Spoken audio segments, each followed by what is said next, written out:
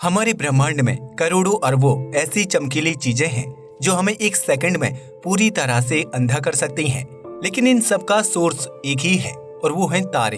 तारे भले ही खुद कम रोशनी पैदा करते हों, लेकिन उनके द्वारा किए गए इवेंट्स और उनके द्वारा बनाई गई अलग अलग चीजें बहुत ज्यादा मात्रा में फोटॉन्स को उत्पन्न करती हैं।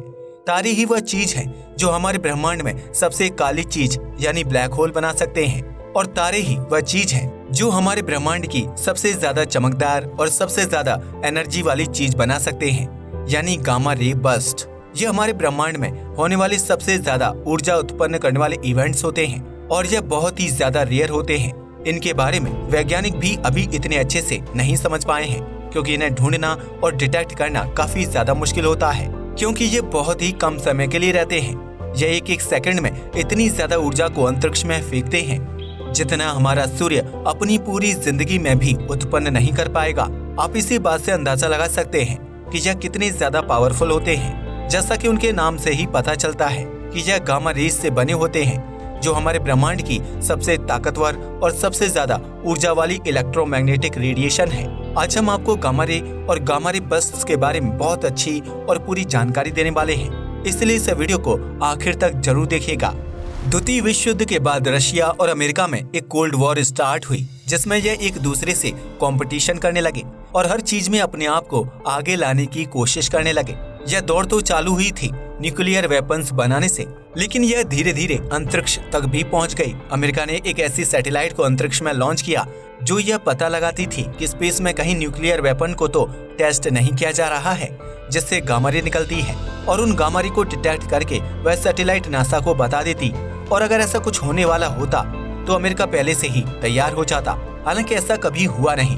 इस खोज को किया गया था न्यूक्लियर वेपन्स को पहचानने के लिए, लेकिन इसने एक बहुत अलग और बहुत ही विचित्र चीज की खोज कर दी, जो हमारे ब्रह्मांड के दूर दराज के इलाकों में मौजूद होती थी और बहुत ही कम देखी जाती थी।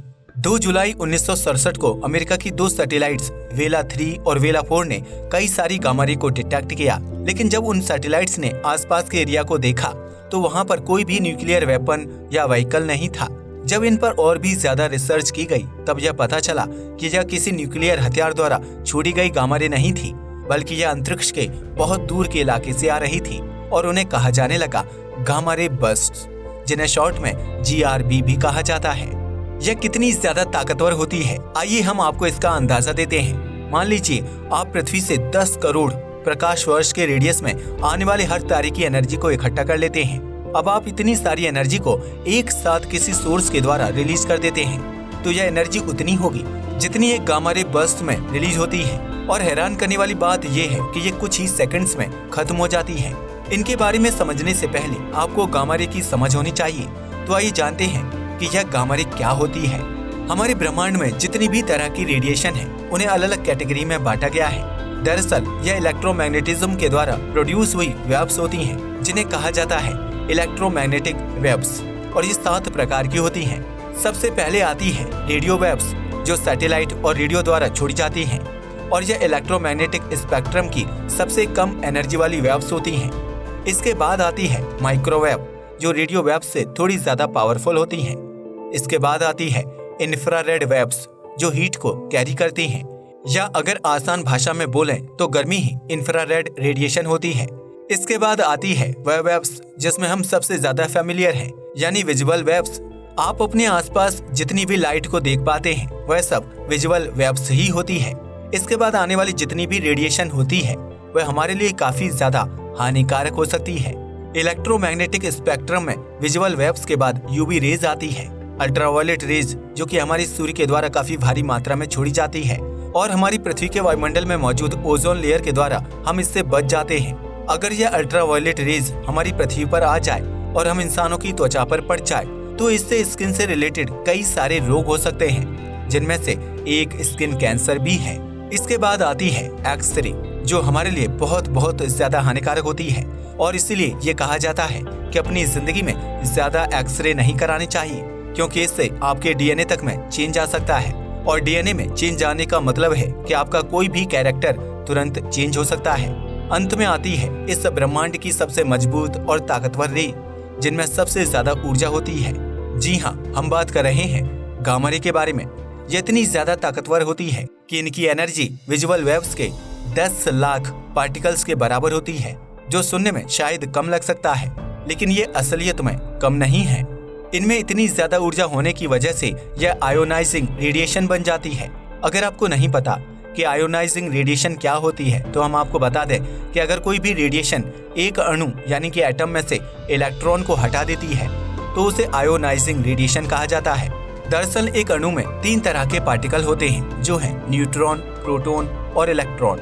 न्यूट्रॉन और प्रोटॉन अणु के केंद्र में मौजूद होते हैं और आपस में स्ट्रॉन्ग फोर्स ऑफ अट्रैक्शन की वजह से बंधे होते हैं और इनका चक्कर लगाते हैं। इलेक्ट्रॉन नाम के छोटे छोटे पार्टिकल जिनका चार्ज होता है नेगेटिव, जो रेडिएशन इनसे टकराकर इनको अणु से बाहर कर देती है, उन्हें ही हम आयोनाइजिंग रेडिएशन कहते हैं।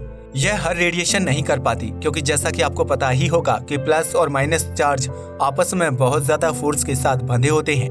कुछ वैसे ही यह इलेक्ट्रॉन भी प्रोटॉन जैसे पॉजिटिव पार्टिकल के पास बहुत तेजी से बंधे होते हैं, इसलिए इन्हें अलग करना दुनिया के सबसे कठिन कामों में से एक है।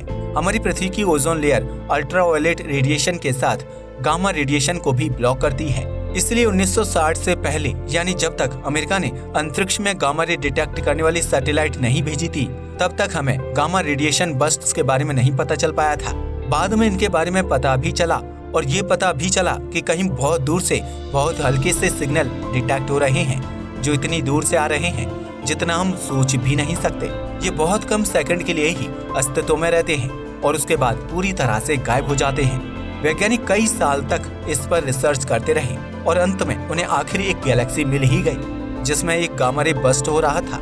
यह गैलेक्सी हमसे 6 अरब प्रकाश वर्ष दूर थी, जो बहुत ही ज्यादा दूरी है। अगर आप प्रकाश की गति से भी वहां पर जाने की कोशिश करेंगे तो आपको 6 अरब साल लग जाएंगे, और जैसा कि हम जानते हैं कि प्रकाश की गति पर समय ही रुक जाता है, यानी समय रुके होने पर भी आपको 6 अरब साल वहां तक पहुंचने में लगेंगे, जो बहुत लंबा समय है। इतना लंबा समय हमारे सूर्य और पृथ्वी को बने हुए भी नहीं हुआ है, और ये हमारे ब्रह्मांड की आधी एज के बराबर है। अगर हम किसी लाइट सोर्स को इतनी दूर से देख पा रहे हैं या डिटेक्ट कर पा रहे हैं, इसका मतलब ये है कि उसमें बहुत ही ज्यादा ताकत है, क्योंकि इतनी दूर तक आने के बाद तो रेडिएशन का एक कण भी नहीं बचता है। यह हर सेकंड इतनी ज्यादा एनर्जी को बाहर फेंकते हैं जितना हमारा सूर्य अपनी पूरी जिंदगी में निकाल पाएगा, यानी करीब 10 अरब साल में। इनके भी 2 प्रकार होते हैं और इनके बनने की प्रक्रिया ब्रह्मांड के सबसे बड़े धमाकों में से एक होती है और सबसे रेयर भी। पहले वह गामा रे बर्स्ट होते हैं जो बहुत तेजी से आते हैं और तुरंत चले जाते हैं। दूसरे होते हैं जो धीरे धीरे आते हैं और धीरे धीरे ही खत्म होते हैं, और यहाँ तक कि धीरे धीरे ही ज्यादा मात्रा में ऊर्जा को बाहर फेंकते हैं। यहाँ पर बहुत तेज का मतलब है मात्र 5 से 10 सेकंड में, और बहुत धीमे का मतलब है 1 से 7 मिनट। लंबे जीआरबी सुपरनोवा एक्सप्लोजन द्वारा प्रोड्यूस किए जाते हैं, यानी जब एक तारा नष्ट होता है और अपने ही केंद्र में पूरी तरह से समा जाता है और एक ब्लैक होल में बदल जाता है। इस प्रोसेस में बहुत ज्यादा मात्रा में एनर्जी रिलीज होती है और इसलिए यह एक जीआरबी बन जाता है। छोटे वाले जीआरबी इस ब्रह्मांड में होने वाले सबसे खतरनाक धमाकों में से एक से बनते हैं। वह घटना है 2 न्यूट्रॉन स्टार के आपस में टकराने की। दरअसल न्यूट्रॉन स्टार हमारे ब्रह्मांड में मौजूद दूसरी सबसे डेंस चीज होती है और इसके एक चम्मच में इतना ज्यादा द्रव्यमान होता है जितना पूरे हिमालय पर्वत में भी नहीं होगा। इससे आप अंदाजा लगा सकते हैं कि यह कितने ज्यादा भारी होते होंगे। इनका साइज माउंट एवरेस्ट के बराबर ही होता है, लेकिन इनका द्रव्यमान हमारे सूर्य से कई हजार गुना ज्यादा होता है। जब यह तारे आपस में टकराते हैं तो इनसे बहुत भारी मात्रा में ऊर्जा उत्पन्न होती है और इसी से जीआरबी का जन्म होता है, और मात्र कुछ सेकंड्स में इतनी ज्यादा ऊर्जा उत्पन्न होती है जितनी पूरी गैलेक्सी में सारे स्टार्स एक साथ भी नहीं कर पाते। यह न्यूट्रॉन स्टार्स भी आपस में मिलने के बाद एक बड़ा सा ब्लैक होल ही बनाते हैं। पहले तो इन्हें ढूंढना काफी ज्यादा कठिन होता था, लेकिन अब वैज्ञानिक रोज ही एक न एक गामा रे बर्स्ट्स को ढूंढ लेते हैं। लेकिन ये हमारे लिए इतनी दूर से हानिकारक नहीं है। हालांकि अगर ये हमारे पास में होते तो एक झटके में ही पूरी पृथ्वी को उड़ा देते। ऐसा माना जाता है कि करीब 45 करोड़ साल पहले हमारी पृथ्वी पर एक गामा रे बर्स्ट्स का अटैक भी हुआ था, जिसकी वजह से समुद्र में रहने वाली 85% आबादी पूरी तरह से नष्ट हो गई थी। अगर आज यह हम इंसानों से 3000 प्रकाश वर्ष की दूरी पर भी होता है, तब भी हमारी ओजोन लेयर पूरी तरह से बर्बाद हो जाएगी, जिससे हम इंसान सूर्य से आने वाली जानलेवा रेडिएशन से नहीं बच पाएंगे। और हमारा बाहर निकलना तक मुश्किल हो जाएगा। सिर्फ इतना ही नहीं, हमारी पृथ्वी का तापमान भी बहुत तेजी से बढ़ने लगेगा और बहुत कम समय में ही हम इंसान पूरी तरह से नष्ट हो जाएंगे। सवाल ये उठता है कि क्या ये हमें मार सकती है? तो इसका उत्तर है हाँ, बिल्कुल। लेकिन जब तक हम इन्हें डिटेक्ट करेंगे तब तक हम एक झटके में नष्ट हो जाएंगे, क्योंकि इनकी गति भी प्रकाश की गति के जैसी होती है और ये 1 सेकंड में आकर हमें पूरी तरह से नष्ट कर जाएंगे और हमें पता भी नहीं चलेगा। GRB हमारे ब्रह्मांड में मौजूद सबसे ज्यादा चमकीली चीजों में से एक है। अगर हमारे पास का कोई तारा सुपरनोवा में एक्सप्लोड होता है और उसके द्वारा छोड़ी गई GRB हमारी पृथ्वी तक आती है तो हमारा अंत होना काफी हद तक निश्चित ही है। लेकिन ऐसा होना भी काफी ज्यादा रेयर है, तो हमें इससे डरने की कोई जरूरत नहीं है। आज के लिए बस इतना ही। जय हिंद दोस्तों।